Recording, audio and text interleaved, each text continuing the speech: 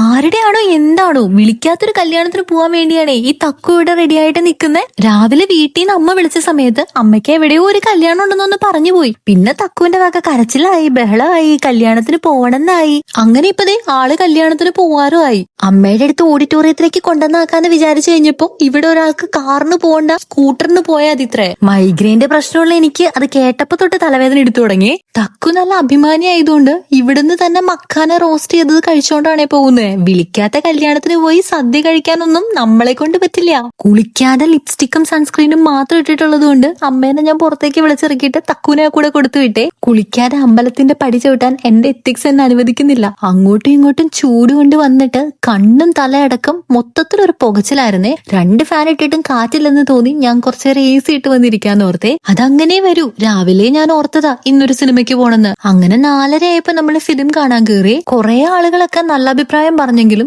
ഈ ഫിലിം എനിക്ക് സത്യത്തിൽ അത്രയ്ക്ക് ഇഷ്ടപ്പെട്ടൊന്നുമില്ല കേട്ടോ. പേടിക്കാൻ മിനിമം ബുദ്ധിയെങ്കിലും വേണമെങ്കിൽ ചിലപ്പോൾ അതെന്റെ കുഴപ്പമായിരിക്കും. അതിന്റെ വിഷമത്തില് ഞാനിന്ന് മന്തി കഴിക്കാൻ തീരുമാനം എടുത്തു. അപ്പോ ഇനി മിഷൻ ക്ലബ് ഷവായ. അങ്ങനെ അവിടെ ചെന്ന് പാഴ്സൽ കൗണ്ടറിൽ 2 അൽഫാം മന്തിയൊക്കെ ഓർഡർ ചെയ്ത് ഇങ്ങനെ നിന്നപ്പോഴാണ് അവിടെ സുലൈമാനി വെച്ചേക്കുന്നത് കണ്ടേ. ഫ്രീ എന്ന് കേട്ടപ്പോ തന്നെ എനിക്ക് എടുക്കാൻ ഭയങ്കര ഇൻട്രസ്റ്റ് ആയിരുന്നേ. ഹോണസ്റ്റ്ലി അത് നല്ലൊരു സുലൈമാനി ആയിരുന്നേ. വന്ന വഴിക്ക് മുഴുവൻ ഈ മന്തിയുടെ സ്മെല്ലായിരുന്നേ. എന്താ ടേസ്റ്റ്, വയറ് നിറഞ്ഞു. ഇനി സുഖമായിട്ട് കിടന്നുറങ്ങണം.